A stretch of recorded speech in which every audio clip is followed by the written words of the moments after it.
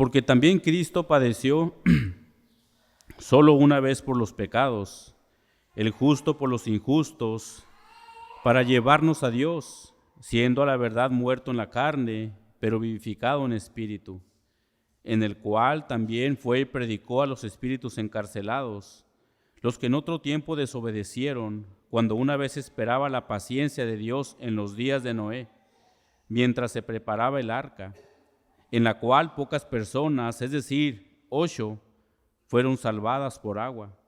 El bautismo que corresponde a esto ahora nos salva, no quitando la inmundicia de la carne, sino como la inspiración de una buena conciencia hacia Dios, por la resurrección de Jesucristo, quien habiendo subido al cielo está a la diestra de Dios, y a Él están sujetos ángeles, autoridades y potestades. Oremos. Padre bendito de la gloria, gracias por la gran oportunidad que nos da, Padre, poder entonar estos himnos, Padre, que exaltan su grandeza, su hermosura, Señor.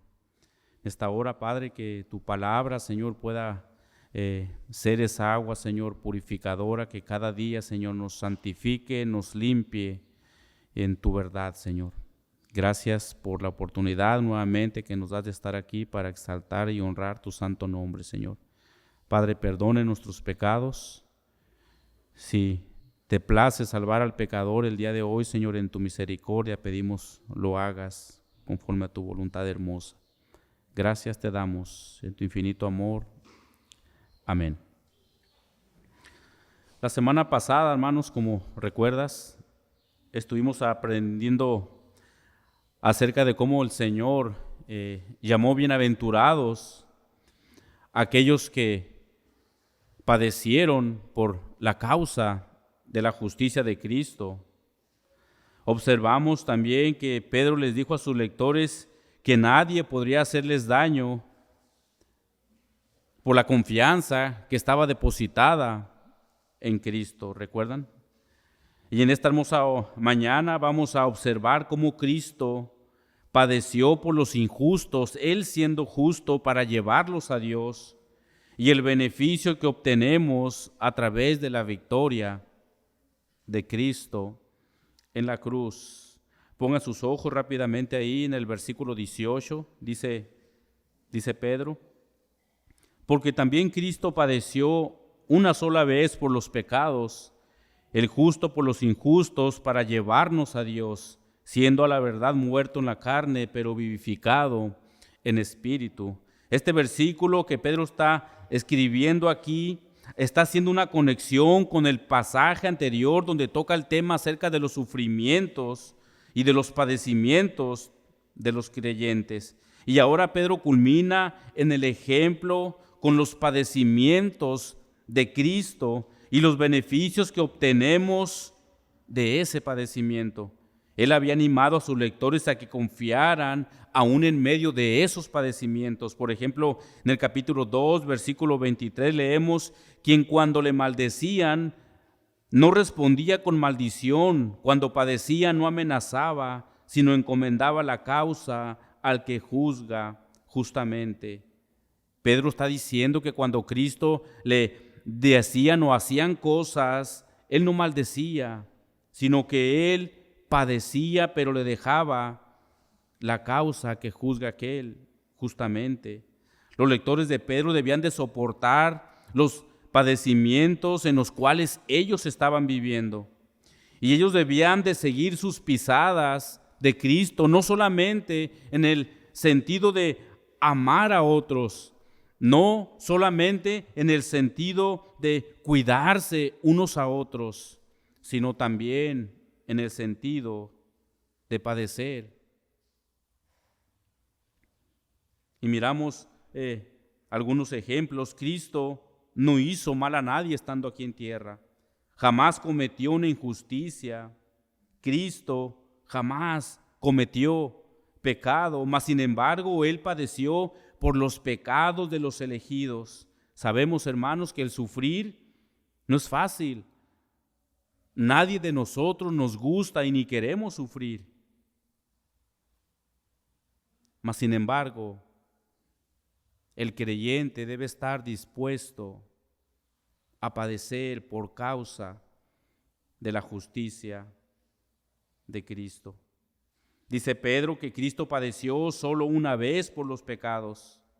Los padecimientos de Cristo por los pecados se hicieron únicamente una sola vez, como lo dice el escritor de Hebreos en el 7:26, porque tal sumo sacerdote nos convenía santo, inocente, sin mancha, apartado de los pecadores, hecho más sublime que los cielos, lo que no tiene necesidad cada día como aquellos sumos sacerdotes de ofrecer primero sacrificios por sus propios pecados y luego por los del pueblo, dice la última frase, porque esto lo hizo una sola vez y para siempre, ofreciéndose a sí mismo.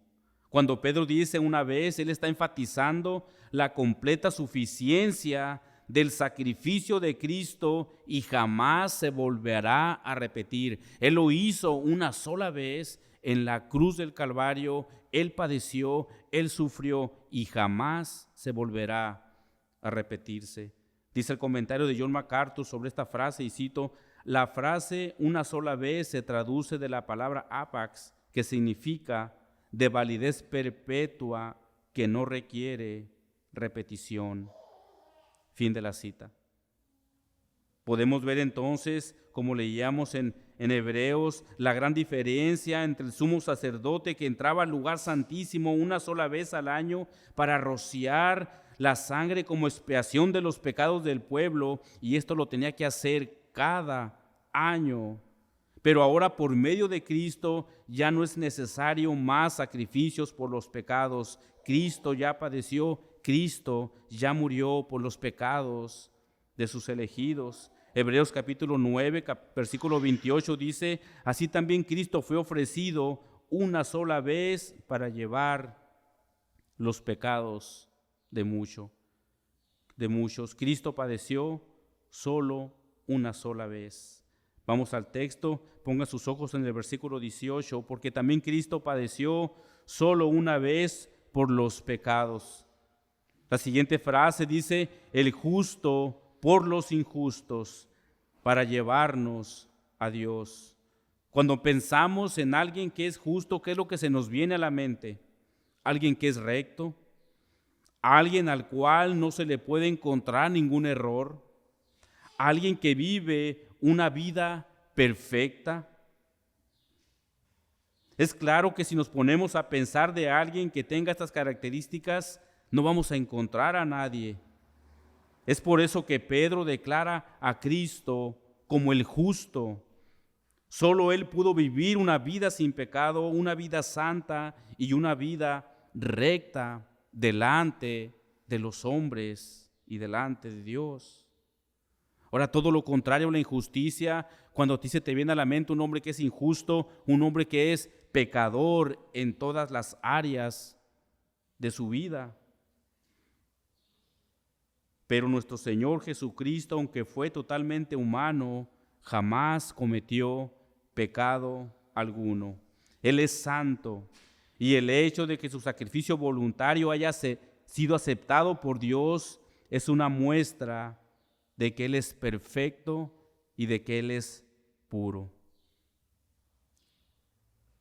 Por eso el escritor de Hebreos cita en el 7:26, porque tal sumo sacerdote nos convenía, ¿cómo nos convenía este sacerdote santo, inocente, sin mancha, apartado de los pecadores y hecho más sublime que los cielos? Dice un comentarista de este versículo, esta es otra declaración de la perfección sin pecado de Jesús y de su expiación sustitutiva y vicaria. Él nunca pecó ni tuvo naturaleza pecaminosa, pero de todos modos ocupó el lugar de los pecadores. Fin de la cita. Él es justo, perfecto, mas sin embargo Él tomó el lugar de los pecadores. La idea fundamental de Pedro es que Cristo es justo, santo, sin pecado. Esto quiere decir que jamás cometió alguna injusticia, jamás cometió pecado, Pedro dice en su discurso del pórtico de Salomón, en Hechos capítulo 3:14, mas vosotros negasteis al santo, al justo, y pedisteis que os diese un homicida. Toda persona que muere sin Cristo pasará una eternidad en el infierno como pago de sus pecados, porque toda la humanidad es injusta, es pecadora. Todos algún día vamos a morir, unos para vida eterna y otra para perdición eterna. Pero Pedro nos dice en este texto que Cristo, como el justo, tomó el lugar de los injustos, al cual se refiere a todos los pecadores, el justo por los injustos. Esto significa que Cristo, como el Cordero perfecto de Dios, tomó sobre sí los pecados del mundo, entregó su vida y murió en nuestro lugar. Cristo fue el único sacrificio aceptable por el pecado. Fue Él una ofrenda perfecta. Si nosotros muriéramos por nuestros propios pecados, ¿sabes qué pasaría? Iríamos al infierno. Ese no sería un pago suficiente porque nosotros no somos perfectos. Únicamente Cristo es el justo. Él tomó nuestro lugar en la cruz. Nosotros debimos de estar en esa cruz a causa de nuestras injusticias, a causa de nuestros pecados, a causa de nuestras malas obras. Debimos nosotros estar en esa cruz. Pero el justo tomó nuestro lugar. Dice Pablo en 2 Corintios 5:21, al que no conoció pecado, por nosotros lo hizo pecado, para que nosotros nos fuésemos hechos justicia delante de Dios. Entonces Jesús cumplió el requisito de vivir una vida santa y perfecta, sin pecado, y así cumplir la ley perfecta que Dios había demandado. Cristo pagó nuestra culpa y se ofreció a sí mismo como sacrificio para quitar los pecados del mundo. El justo, el santo, tomó tu lugar, tomó mi lugar. Y en la Escritura encontramos uno de los pasajes que nos abren más nuestro entendimiento acerca de que Él sufrió por los pecados ajenos. Y este se encuentra en Isaías capítulo 53, versículo 5. Pongan atención a este versículo. Dice Isaías, mas Él herido fue por nuestras rebeliones, molido por nuestros pecados. El castigo de nuestra paz fue sobre Él, y por su llaga fuimos nosotros curados. El justo por los injustos. Él fue herido por nuestras rebeliones, molido por nuestros pecados. El castigo de nuestra paz fue sobre Él y por su llaga fuimos curados.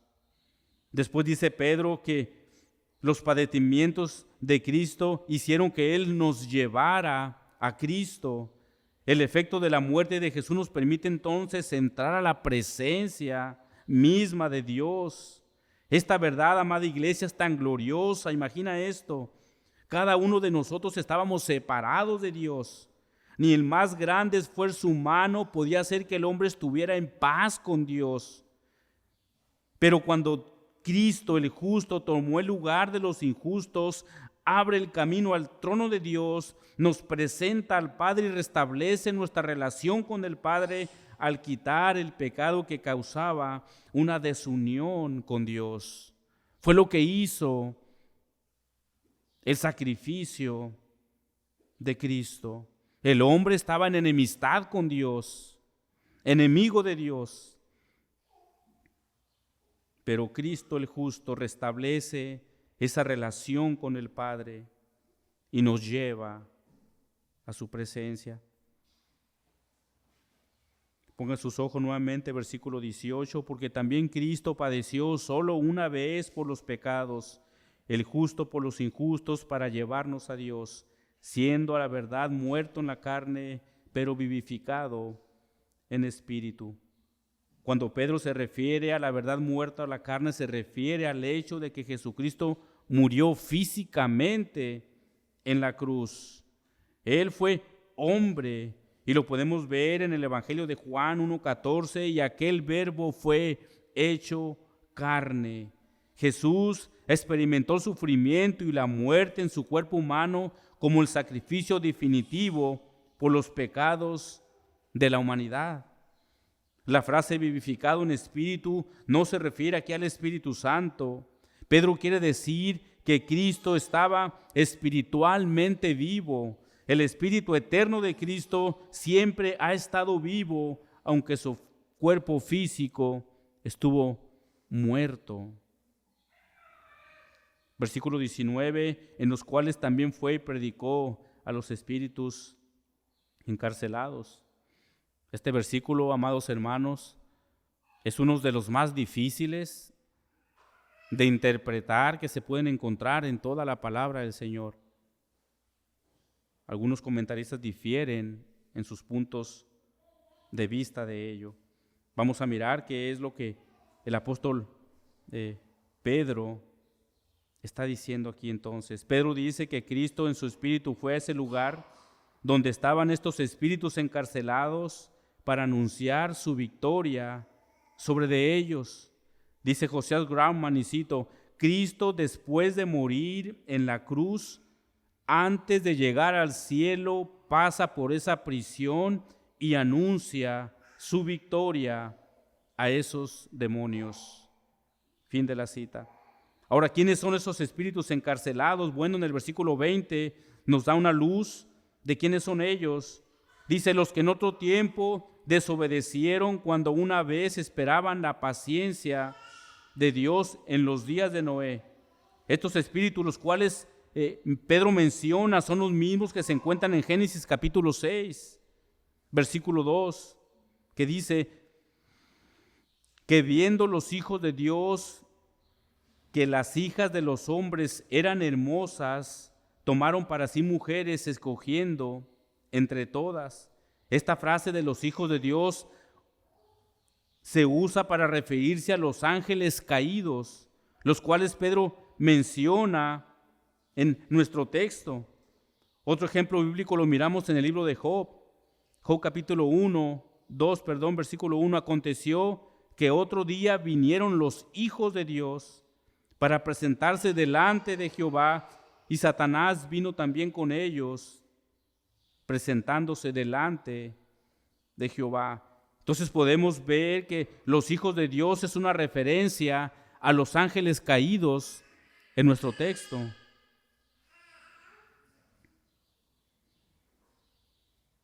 Pedro dice que él fue y que predicó a los espíritus encarcelados, y esto no hace referencia a humanos, sino a seres angelicales caídos que estaban encarcelados, seres angelicales caídos que desobedecieron en tiempo de Noé. Después Pedro nos dice el motivo por el cual Dios los encarceló a estos espíritus, y fue porque estos seres angelicales tomaron a mujeres. Estos ángeles caídos poseyeron cuerpos de hombres y tomaron para sí mujeres, haciendo un desorden sexual detestable para Dios. Esto produjo una unión antinatural que violó el orden que Dios había establecido para el matrimonio. Dice el comentario de John MacArthur: a pesar de que los hijos eran humanos, había en ellos una generalizada influencia de demonios. La unión de estos seres caídos con las mujeres que tomaron, dice MacArthur, eran hijos humanos, pero había en ellos una generalizada influencia de demonios. Y Judas confirma esto en su carta, capítulo 1, versículo 6, dice: y a los ángeles que no guardaron su dignidad, sino que abandonaron su propia morada, los ha guardado bajo oscuridad en prisiones eternas para el juicio del gran día. Hace referencia a los ángeles caídos que tenemos en nuestro texto. Estos ángeles caídos, a causa de sus actos pecaminosos, Dios los guardó bajo la oscuridad y Dios los tiene preparados para el gran día del juicio, y esto se refiere al juicio final, donde Satanás y sus demonios serán echados para siempre. Y de la misma manera, Pedro vuelve a mencionar en su segunda carta a estos ángeles caídos que quebrantaron lo que Dios había mandado. En su segunda carta, en el capítulo 2, versículo 4, dice: porque si Dios no perdonó a los ángeles que pecaron, sino que arrojándolos al infierno los entregó a prisiones de oscuridad. Verso 5, y si no perdonó al mundo antiguo, sino que guardó a Noé, pregonero de justicia, con otras 7 personas, trayendo el diluvio sobre el mundo de los impíos. Ahora es muy importante también mencionar que no todos los ángeles están encarcelados en esas prisiones, puesto que Satanás en este mismo momento está como león rugiente buscando a quien devorar. Este grupo de demonios que desobedecieron en tiempos de Noé son los que están en esas prisiones de oscuridad por su pecado, por no haber obedecido. Ahora, con esto en mente, regresamos a nuestro versículo 19, en el cual también predicó a los espíritus encarcelados 20, los que en otros tiempos desobedecieron cuando una vez esperaba la paciencia de Dios en los días de Noé. Entonces este versículo nos dice que en tiempos de Noé estos demonios intentaron arruinar el plan de Dios para la redención, y Dios los envía a prisiones de oscuridad. Y Jesús, antes de su resurrección, pasa por esa prisión de oscuridad y proclama su victoria sobre de ellos. La última frase del verso 20, dice: cuando una vez esperaba la paciencia de Dios en los días de Noé, mientras se preparaba el arca.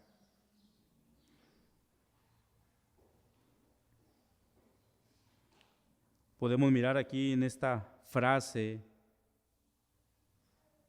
la misericordia de Dios, la paciencia de Dios. Noé predicó alrededor de 120 años y ninguno de los hombres llegó al arrepentimiento. Todos perecieron en sus pecados y en sus iniquidades. Podemos ver en esta frase, en este versículo, amada iglesia, que la misericordia de Dios siempre ha estado presente para el hombre pecador. Y en este mismo momento la misericordia de Dios está presente para salvar al hombre que se arrepiente de sus pecados y deposita su fe en Él.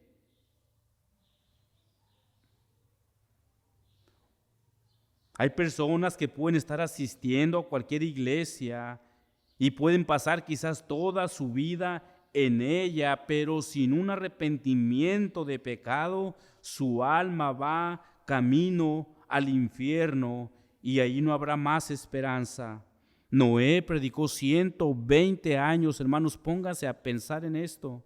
La misericordia de Dios por 120 años. ¿Te imaginas a Noé mientras él construye su arca, él y sus hijos, diciéndoles arrepiéntanse de sus pecados? ¿Y qué recibió Noé? Burlas. Solo burlas.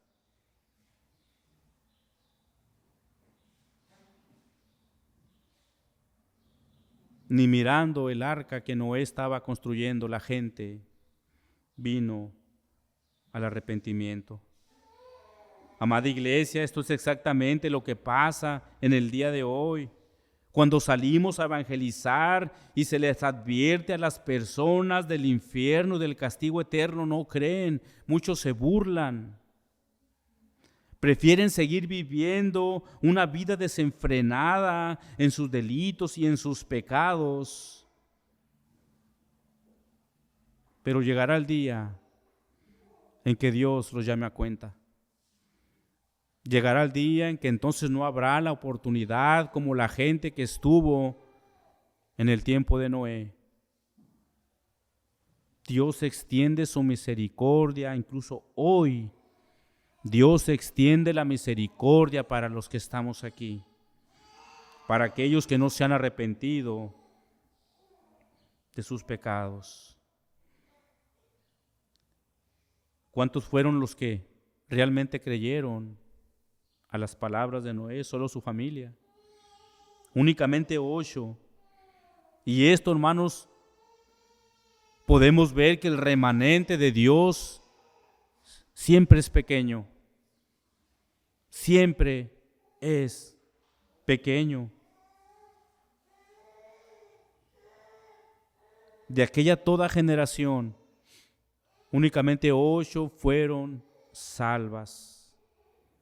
El remanente es pequeño. Esto fue una realidad en los tiempos de Noé, y eso nos deja ver muy claro la maldad de los hombres.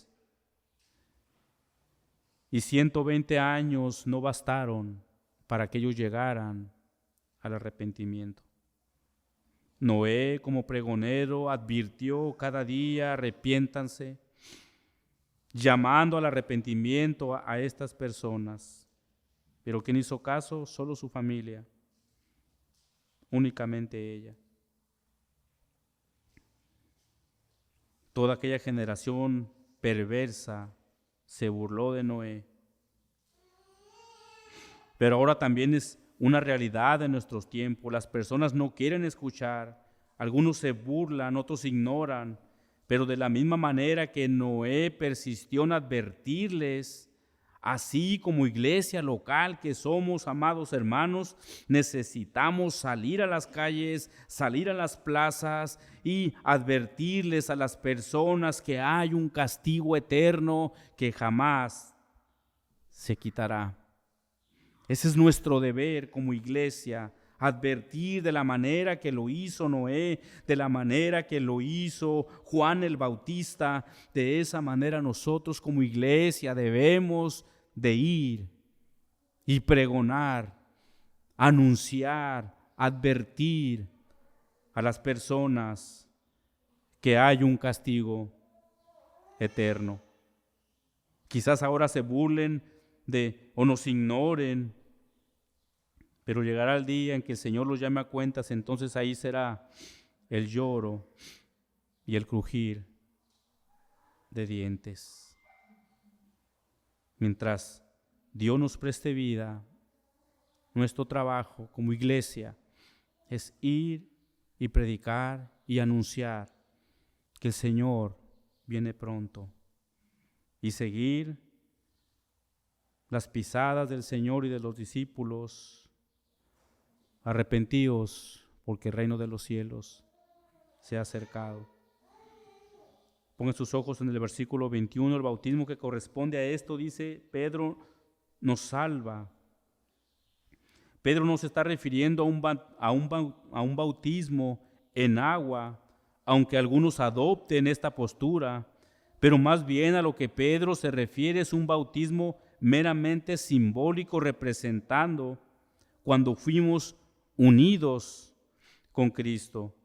Dice el comentario de John MacArthur: Pedro no se refiere en absoluto al bautismo en agua, sino a una inmersión simbólica que representa la unión con Cristo como un arca que protege con seguridad del juicio universal de Dios. Fin de la cita. Después Pedro dice: por la resurrección de Jesucristo. La resurrección de Jesús es la garantía que todo creyente posee. Pablo dice en 1 Corintios capítulo 15, 16: porque si los muertos no resucitan, tampoco Cristo resucitó. Verso 17, y si Cristo no resucitó, vuestra fe es vana, aún estáis en vuestros pecados. Si este versículo lo dejáramos ahí, hermano, nuestra fe sería en vana. Pero miren más adelante esta gran verdad, hermanos, que nos anima a seguir. El versículo 20, mas ahora Cristo ha resucitado de los muertos. La resurrección para el creyente es la garantía de nuestra salvación, amados hermanos. Versículo 22, quien habiendo subido al cielo está a la diestra de Dios. Pedro fue un testigo ocular de que Cristo subió al cielo. Lo podemos ver en Hechos capítulo 1:9, que dice, y habiendo dicho estas cosas, viéndolo ellos, fue alzado y le recibió una nube que le ocultó de sus ojos. Pedro fue testigo ocular cuando el Señor sube al cielo. El versículo 22, Pedro está destacando la posición soberana de Cristo como Señor sobre todas las cosas, tanto en el cielo como en la tierra. Después de su resurrección y su ascensión al cielo, esto subraya la autoridad suprema de Jesús y su papel como mediador entre Dios y la humanidad. Pedro está exaltando a Jesucristo después de su resurrección y la ascensión al cielo. Cuando Pedro menciona que Jesús está a la diestra de Dios, él se refiere a la posición de honor y autoridad que Jesús ocupa a la derecha del Padre. Después Pedro menciona que a él están sujetos los ángeles y autoridades y potestades. Esto significa que todas las huestes celestiales y terrenales están bajo la autoridad de Cristo. Los ángeles son seres celestiales poderosos que reconocen la supremacía de Cristo. También incluye a todas las autoridades terrenales, poderes espirituales tanto visibles como invisibles. Pedro escribe sobre esta exaltación de Cristo en Filipenses capítulo 2, verso 9, que dice, por lo cual también Dios le exaltó hasta lo sumo y le dio un nombre que es sobre todo nombre, para que en el nombre de Jesús se doble toda rodilla de los que están en los cielos y en la tierra y debajo de la tierra, y toda lengua confiese que Jesucristo es el Señor, para la gloria de Dios Padre. Aunque Jesús fue rechazado cuando vino aquí a tierra, Él fue ejecutado, Él fue muerto de una manera más terrible que pudo haber existido en ese tiempo, finalmente Él triunfó. Fue resucitado entre los muertos y fue exaltado al más grande honor. El justo por los injustos. En este pasaje pudimos observar acerca entonces de los padecimientos de Cristo por los pecados de sus elegidos. Miramos a Cristo como el justo, como el santo sin pecado, tomando el lugar de los injustos. Miramos cómo Él por medio de la cruz salió victorioso a proclamar a esos espíritus encarcelados. Aprendimos también que Dios tuvo un tiempo de gracia en los días de Noé, y esa gracia aún está disponible.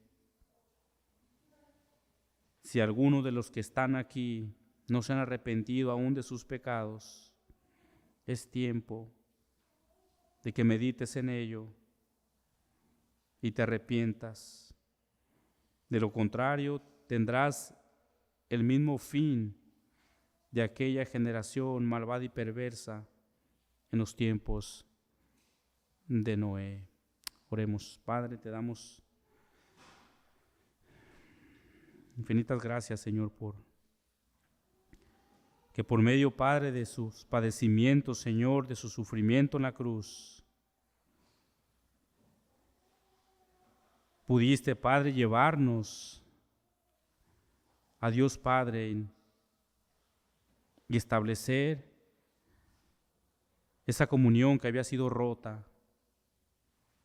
en el pasado, Señor. Gracias por la salvación de nuestras vidas, por tomar, Señor, nuestro lugar como el justo en esa cruz del Calvario. Te damos infinitas gracias. Amén.